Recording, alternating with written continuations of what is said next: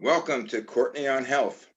And Courtney, speaking about health, I know we delayed this tape for a day or so. How's your daughter? I understand she had a dislocated shoulder.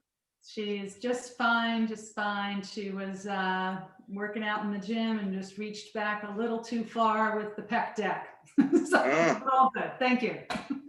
But we have one kiddo doing much better, so that's good. right. Because Yes, now we're going to talk about the college age, which your daughter is a perfect example of. absolutely. Yeah, Yeah. we're getting to the kiddos in college, but so here we are though on Courtney on Health, which is a Zoomcast series about how to survive the COVID-19 world here with tips on nutrition and exercise given by Courtney Gravenese, registered dietitian with a CD and Master of Science in Nutrition and Applied Physiology. I got the didn't tongue twist that one. Courtney is an experienced nutritional and health consultant in the New York metro area, but obviously the show goes out to the world, maybe Mars, who knows? And will help guide you on a path to wellness and health. So today I'm starting with a limerick, not a poem of Malcolm. Uh, so here we go. There once was an alien on Mars who every day ate Lucky Charms. Is the leprechaun here? Because it brings me to tears when my cereal has nothing but stars. Magically delicious. I'm going to roll into it with cereal because a bowl of cereal seems like the easiest way to start your day. The kiddos like the sugary stuff, but there are cereals that have fiber and taste good and are good for you. Nutrition is important to growth in teens in their wonder years. I remember the wonder years, and for young adults in their college years. They don't always eat right, and they can sometimes be just as hard to feed as the finicky toddler. I remember that cereal was a mainstay in my diet during my teenage and college years for breakfast. Open the box, pour in the milk, and voila, you have a meal. Because there's milk in there and there's whatever other stuff that cereal was. There was one cereal that had a cult following. And no, it wasn't magically delicious Lucky Charms. The red box that ruled, and believe it or not, it is the best selling cereal on Amazon today, contained sweet, crunchy nuggets of yummies, and it was Captain Crunch. The mascot, Captain Horatio Magellan Crunch, became infamous. That's his real name, and they got that from the Navy. It's weird, but hey, true. He would bellow in commercials that I stay crunchy even in milk. Well, we all said hurrah as we said goodbye to soggy cereal. It makes me want to go to the store now and buy a box just to relive the memories. But the kiddos today have different taste. A New York Times survey found that 40% of millennials view cereal as an inconvenient choice when it comes to breakfast. And that's according to cereal historian Marty Gitlin. And that means fewer and fewer people are starting their days off with the old Captain Crunch. Yet it does remain popular with the boomer crowd, and it has to be more if it's the number one selling cereal on Amazon. Um, but again, there are many healthier cereal choices on supermarket shelves these days. And today, Courtney will delve into what foods are good to hit proper nutrition goals for teens and Yes. young adults, especially as they enter their college years. So, Courtney, what do teens and college kids need most in their diets to stay healthy? Well, first of all, I did not know that factoid about Captain Crunch being the Oh, number one. I have a lot of work to do then. yeah, well, I won't even get into it, but Captain Crunchberry was also a beer, so we'll stay away from that one right now. That's all good. That's But all good. but Yes. that fact was like it shocked me. It's like, huh? That's what these brewmeisters think now. But it is So important that kids, start off the day right, especially, teens and college kids. And so what are they eating? I mean, what's good choices to yeah, keep them going? it's not, so it's clearly breakfast is important, but it's really their overall diet mix that's, I won't say a problem. It's just, we put a little bit of a spotlight on those nutritional issues that are specific to particular age bands. And as we cover these topics, nutrition across the lifespan, we'll focus today on those nutrition issues we see among teenagers and college kids. So At the top of the list would be nutritional concerns. So those compounds, those vitamins, those minerals, those macronutrients that are particularly low in that age group. So we know nationwide, and in fact, one of them is a global statistic. We know that nationwide, low calcium, low vitamin D, low protein intake, and the global issue is iron intake. So that's not just an issue among Americans, it's a global issue in terms of low iron rates, in many cases leading to anemia. So we know that these are issues that we need to deal with. So wherever you get those compounds in, whether it be at breakfast, whether it be at lunch, or dinner, or snacks, is where we need to focus. So we know that 80% of American girls consume less than the recommended number of milligrams needed for calcium intake throughout the day.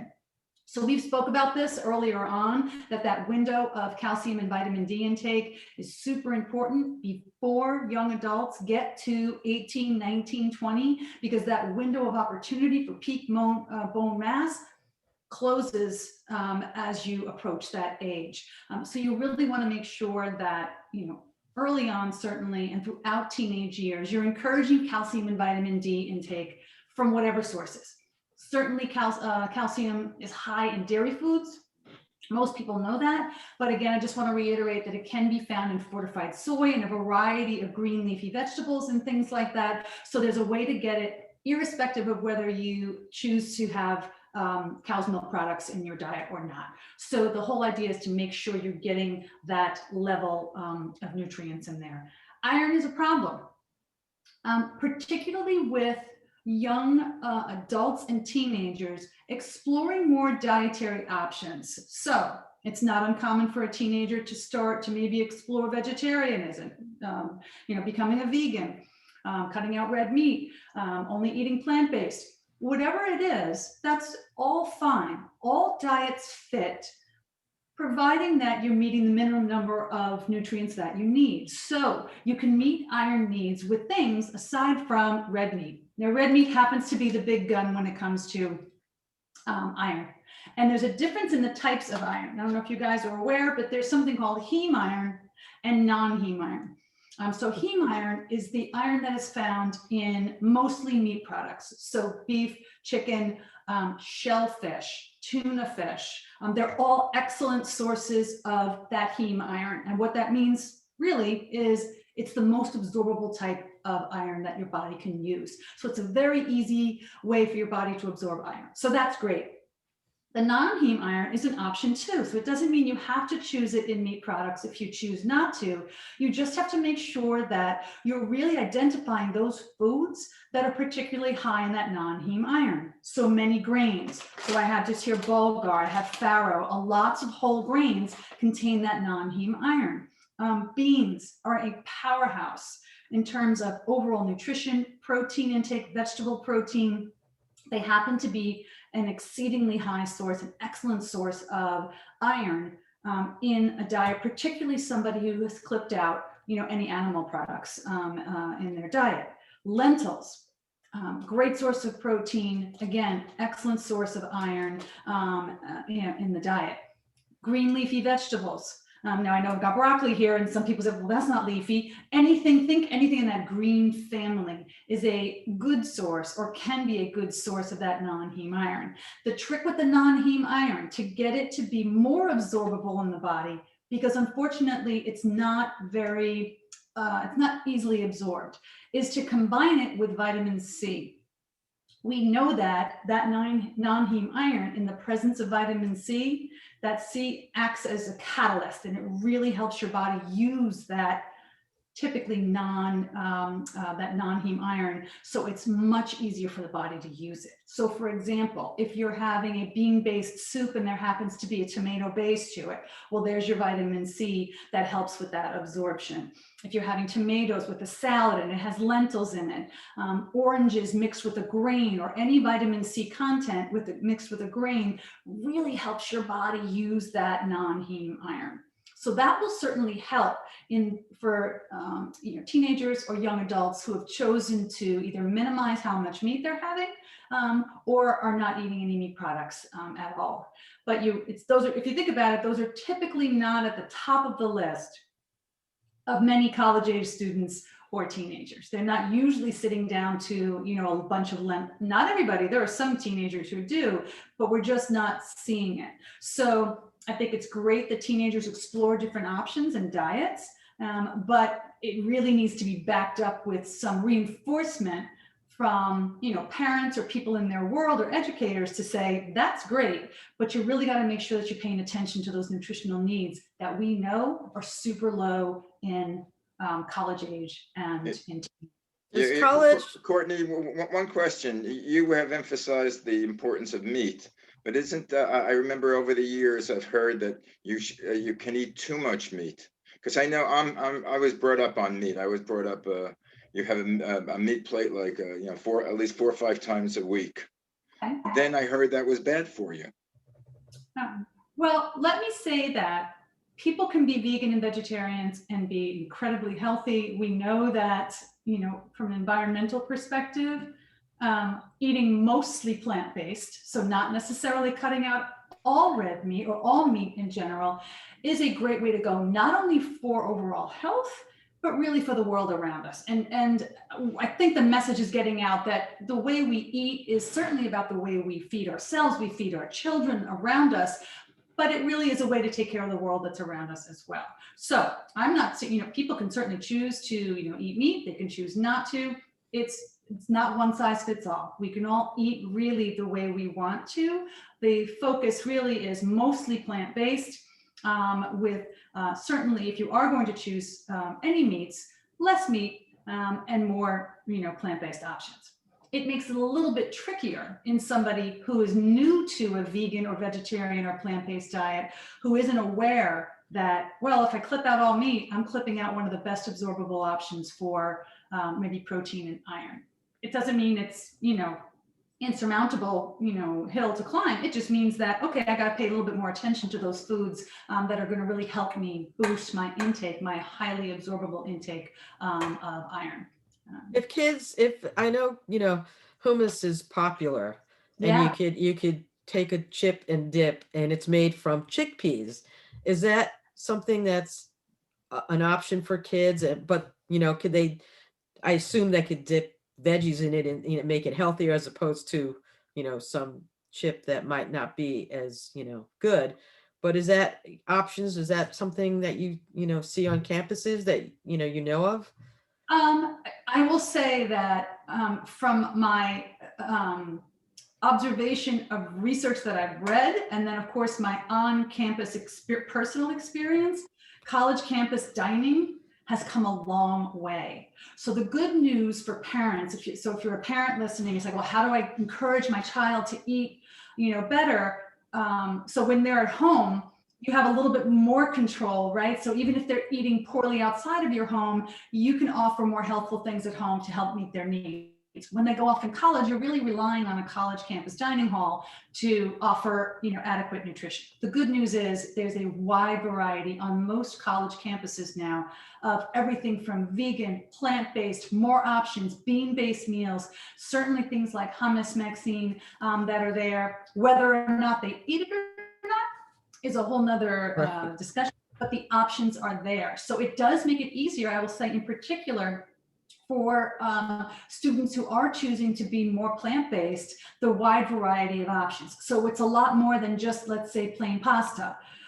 They're more mindful of the legumes and the lentils and the peas and the beans and the things that are offering good quality protein in addition to that iron that we just spoke of. Somebody really is behind the scenes at a dining services on a college campus to make sure that they're offering hopefully a wide, a helpful array of offerings on a college campus. So I would say now more so than, even a decade ago, the options for college students are much more varied and greater opportunity to explore different vegetables and plant-based if that's what they're choosing to follow. What about caloric intake? I mean, they have the freshman 15, that the kids just, they gain 50, weight. I mean, so how, in terms of, how much they're eating and how many calories, good calories versus bad. And when you're sending your kid off, to, college, you know that there's going to be you're not there, right? Like you said Right, before. you're not there. So you're really relying on what's around. So all you can do is, that's why we try to do this as, across the lifespan, right? So you encourage as much as you can. You provide opportunity, try and educate your children at any age about, eating better choices, staying away from, and that's a great segue for me, Maxine, because the whole sugared beverage category, particularly among teenagers and college kids, is a problem. We know that there's unfortunately a large amount of their calories that are being consumed in a liquid form. So very little nutrition, high calorie count, and it used to be just soda, right? But now there's soda, there's Gatorade, there's the huge coffee industry. So the coffee beverages that are available. So not only as a teenager when they're driving by Dunkin' Donuts or Starbucks, but on a college campus, it is pervasive, right? Right. At least I would say if you've got your kids' ear for a few moments, to encourage them to at least scale back on the sweetened beverages would be one of the best moves that you can make. We know there's a recent study that came out that this one looked at in particular women, girls, that it was only one sweetened beverage a day or greater. So between 1 and 3 sweetened beverages a day increase the risk of colorectal cancers, early onset colorectal cancers in girls. So it's a problem. So it's beyond just the weight. We now can really drill it down to a specific association with other disease risks as well. So clipping back on those calories, listen, they're going to have snacks, they're going to have sweets. You set the good foundation that you can and encourage them to try and experiment with some of the better choices of foods in school. And they can course correct. I know many, again, this is some of my client base as well, from years ago, they may gain the freshman 15, but they do have an ability to course correct that over the years and scale back and lose it once again. Of course, it's not great they gained it, but it's not as if it has to be with them the rest of their, the rest of their lives. Well, I went to a college. I didn't go to out of town college. I went to City College, and it was, I could have breakfast at home or dinner at home. But I know during the day, there's really no time to eat. I mean, you would go from one class to the other class. If you had a break, you would either doing studying or doing a paper. So the big food was like, in my days, it was like donuts. Donuts was very big. Twinkies, things, the devil dogs. Yeah, well, the one thing I will say, first of all, a lot of college campuses. So again, let's make a small distinction here. So there's the teenager that's still at home. Okay, and then there's the college student. Let's talk about the teenager that's still at home. Remember, we've mentioned that the best thing you can do, keep encouraging wide variety of healthful foods. So you keep fresh fruit around as an option. You keep nuts, providing there's no nut allergy. Cheese sticks, healthier options for snacks, fruits like hummus dips, bean dips, and vegetables around for options. These are all great things to have around for snacks, grab and go, getting your kid before they're going off to a sport. So you can minimize the damage that they might be doing when they're not in your home. For a college age student, care packages, man, send the best that you can in terms of keeping things around. There's probably going to be a grocery store where they can go and keep yogurts, keep fresh fruit, keep nuts, keep, those types of quick snacks around. Healthier granola bars, they do exist. You have to read the labels that are better sources of snacks rather than always going for a quick coffee drink and a donut. And then college campuses now offer the grab and go options. I think they're mindful of the fact that not every college age student is able to sit down to a nice, neatly packed breakfast, lunch, and dinner. That's just not reality. So it needs to sometimes be a quick meal on the go, but they can be slightly healthier meals on the go. So it can be, if you're a vegetarian, it can be a bean-based dip with lots of veg inside of, a nice sourdough bread, and going on the road that way. It could be throwing a yogurt in your backpack. And having that with a piece of fruit. So there are options in there. It just has to be reinforced and presented as an option so that they don't feel like their only option is to have junk and sweet. That doesn't mean they're not going to have chips in the donut, but it might sink in a little bit that more often than not, they have to choose some of these healthier options. And it is easier now than it was, certainly. Well, Malcolm mentioned going from class to class and not having time. And then you have the other side of the coin is sleep. They're not getting sleep. Yeah, And that affects a lot of things. I mean, appetite and hormones and I mean it just yeah. what's your take on that? Yeah, so we know now, and this is not just in teenagers and college age students, we know now that sleep not only leads to grogginess, your ability to, inability to learn, cognitive ability, but we know now that it's actually linked to the appetite regulating hormones that we have in our bodies. So this is relatively new meaning that we didn't know this 20 years ago. We were just assuming that people who were sleep deprived, whether they're adolescents or adults, they were awake more hours, so they were eating more calories, and that was leading to their weight gain. That may be the case, but we know now that the devil in the detail is that sleep deprivation on a chronic basis causes your hormones that say, I'm full, to downregulate. And unfortunately, the hormone that says I'm hungry, sleep deprivation fires up that hormone. So you got a lot working against you if you're chronically sleep deprived. So every once in a while, this is not a problem. But if you think about the population that we're talking about today, adolescents and college age students, they are the concentrated age band of people who are sleep deprived for a variety of different reasons, studying, out partying, whatever it is, spending a lot of time on their devices. All of this is contributing to a ratcheting back of sleep. So again, not only does it lead to mood disorders, potentially depression, your ability to learn and focus the next day, but we know with regard to weight that because of that effect it has on the regulating hormones, it's going to potentially in the long run cause weight gain. So, sorry. Is there a standard amount of sleep that people have? Because I've read over the years that there's certain people that only require like 3-4 hours of sleep. I've always required like at least 7-8 hours of sleep. But do various people, can they live on shorter amounts? I think there are always exceptions in everything, right? But the general guideline, now I'm not talking about babies and I'm not talking about seniors because their babies need much more. Seniors usually get a little bit more. But you're right, Malcolm, about 7 to 9 hours of sleep.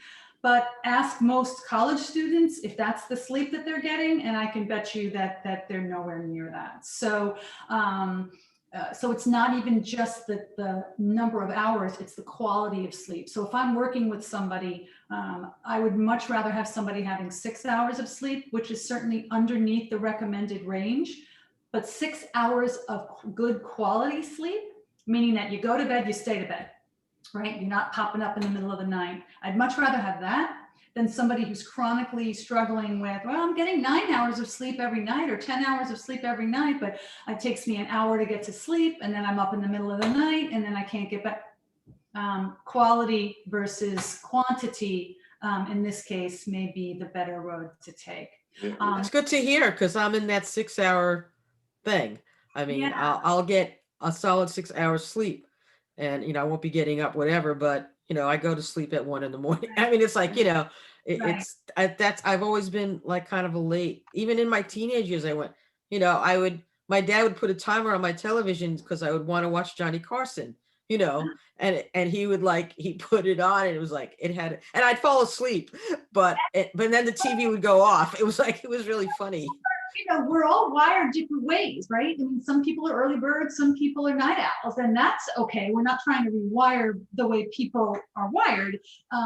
But do keep in mind, particularly if you are a college student listening, or you have an adolescent or college age student, all those caffeine beverages that we're talking about, I mean, let's face it, caffeine is the fuel of most teenagers and the fuel of certainly college age kids. So it's helping them. And the more caffeine in the system, the greater the chance it's going to affect your sleep later on. What about energy drinks? That seems to be a thing also. I mean, Yeah. they take shots of it because it comes in little bottles and they have to like study for an exam and but it's not good for your heart. It's not good for a lot of things. So I think, I don't know, I think campuses still have them, but Oh I'd my be gosh. aware. Yeah, they are the Red Bulls. I mean, there's a Yep. reason why like the Red Bull van or the 5-hour energy shot van shows up on college campuses because they know exactly the incredible market that they have. So the only, again, trying to, say, don't have that at all. You might as well be, singing in the wind there because that's pointless. But if you can say, listen, I get it. You're cramming for an exam. You're going to try, but just don't rely on that every day. And you're absolutely right. I mean, long-term in terms of its effect on overall blood pressure, its ability to increase heart rate. And even if there's sugar in it or not, that's almost irrelevant at that point. But it's really more the compounds that are in there that are causing you to stay awake that will raise your heart rate in the long run. So at least minimize how much you're having. How much coffee is too much coffee? Because it seems like when I was in college, you wake up with a cup of coffee, you get on campus, you have a cup of coffee, at the break time, you have a cup of coffee, at lunch, you have a cup of coffee, and midday, you have a cup of coffee. Right. Well, it really depends on whom I'm talking to. If I'm talking to a woman trying to get pregnant or a mom who is pregnant, they've just recently made a recommendation that they keep that the number of milligrams to less than 100 milligrams a day. It used to be, okay, somewhere between 100 and 200 is probably fine, but they really want pregnant women and women trying to conceive at that much lower number. For the rest of us, unless there's some underlying health condition that you and your physician or healthcare provider have identified, most of us are okay within that 200, 300 milligrams a day range. Remember that coffee has benefits to it as well. We talked about that in our coffee and tea episode, several weeks back. But again, we're not all cookie cutter, right? You have to see how you feel. I've got some clients, they have 1 cup of regular caffeinated coffee and they're ready to jump out of their seat. So that's not a great feeling. And then I have others, they have a cup of coffee after dinner at night and they're sleeping like a baby half an hour later. So again, in the absence of some underlying physical condition, those would be the general guidelines. And of course, Kate, and try to front load it as much as possible, particularly if it's affecting your sleep. So again, that's something to really encourage your children, whether it be an adolescent or a college age student. I do want to mention also, because I think it's really important and it's something that we see, body image, body dysmorphia issues that we see heavily, at least in this country, start, and I don't want to say it's just girls because it's not. We're seeing more of these issues among adolescent boys as well. So the issue of, a negative body image, we know based on research studies that this can lead to an increased risk of, certain mental, health conditions, eating disorders, depression. So whether it's a boy or girl or a young adult, male or female, an adult male or female, you really want to make sure that you offer as much support as possible to these men and women, and as much guidance as you can, and give them credible resources. And I realize that this might be a daunting task. And I understand that social media influencers can be a good tool for a variety of different health concerns. I mean, let's face it, it's all over the place. But unfortunately, that puts an incredible burden on either the student or the parent who's trying to help that student to make sure that they're properly vetted. And what I mean by that is every app that's out there, every influencer that's out there isn't necessarily going to be helpful. In many cases, they don't have any educational background. They just have a platform. They have a platform to be able to talk about helping with body image. So I would encourage you to help your student, whether it be an adolescent or it be a college age student, to really take a look at these apps that they're using. Many times the data that's in there is wrong data. So they're using calculators that are unfortunately giving them bad information about body size, what's helpful, what's not helpful. And sadly, what I've seen is that unfortunately it places a great emphasis on being preoccupied with weight, which is not what you want. Okay, because you can have somebody who's underweight and be unhealthy, and you can have somebody who's slightly overweight and be very healthy. Well, the key that you said is slightly. The more things I read about, the more emphasis on health is to be thin, not necessarily thin, but not fat. Because I was just reading a book on dementia and Alzheimer, and it Yeah, seems that more prone to people who are overweight, especially people who carry their weight in their gut and their stomach, which tends, most people that I know who become heavier in later life get it in the midriff.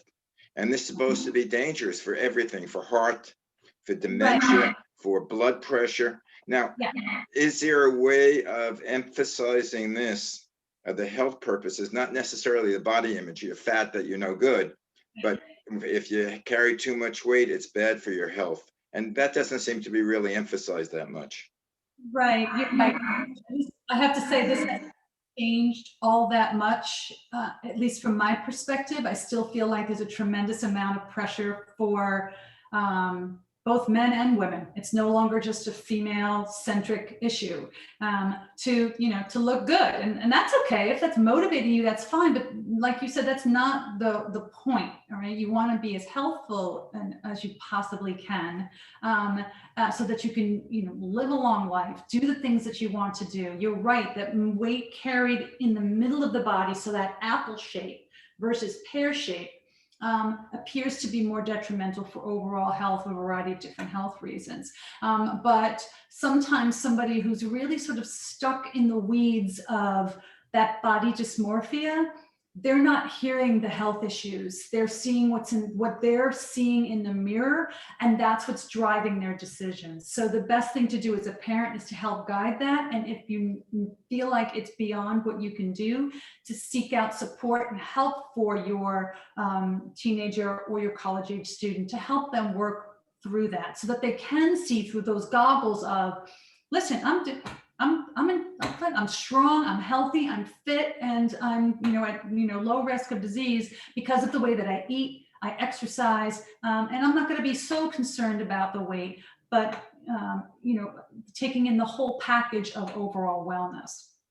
Well, my mom would always tell me, everything in moderation. She would say, yeah, you need to keep your diet healthy. She lived to 101, God bless her. And, she would have eggs. She would, anything that would come out, she would kind of do the opposite because have citrus. She would eat oranges. She would eat eggs. She would just eat healthy, and she would, also love making spaghetti and meatballs, which yay. But it was moderation, right? It was moderation. But unfortunately, moderation, if you put 100 people in a room and ask each one of them what moderation means to them, they wouldn't give you a different answer. Yeah, 110 different reasons. excuse me, guys, I hate to tell you this, but as usual, we're out of time. The one thing I wanted to add, especially to you, Courtney, who your daughter's off to college, is if you want to feel totally out of control in your kid's life, it's when they're in college. Because all the time, even when they're in high school, even when they're teenagers and they don't listen to you, they're there every night that you could talk to them. They're there every morning where you could partake of your knowledge and bring them up. But all of a sudden, I'm sure she's in college. My knowledge. She's probably gonna go, oh, happy day. It's like, I'm like, I dropped off my son, and it was like, I knew it was like, it was. I feel the same way, Malcolm. You're absolutely right. I mean, no control, and you can't call up too much if you don't want to be a helicopter parent. You'd like to call them up each night about 11 o'clock to say, okay, did you have dinner, or did you take a shower, or are you going to bed? It's even better when they study abroad for 6 months. then you're like, good luck, Courtney. Anyway. I was all zen-like, and now you guys are stressing me out. Yeah, but Courtney, we're going to be here. We have the experience. We'll get you through it. We'll get you through the 4 years. That's right. But anyway, all right, tell people we're out of time. So thanks for joining us for Courtney on Health. To get more info, follow Courtney on her Facebook page, Courtney on Health, on Instagram at CLG Wellness, and visit her on her website, CourtneyGravenese.com. So ask her questions, get involved. If you have anything on nutrition, give her a shout out. For more shows, go to malcolmpresents.com and theManyShadesOfGreen.com. Thanks for watching Courtney on Health. smart, sound nutrition, strong, safe fitness, and we'll catch you next time. Have a great week. Bye. Thank you.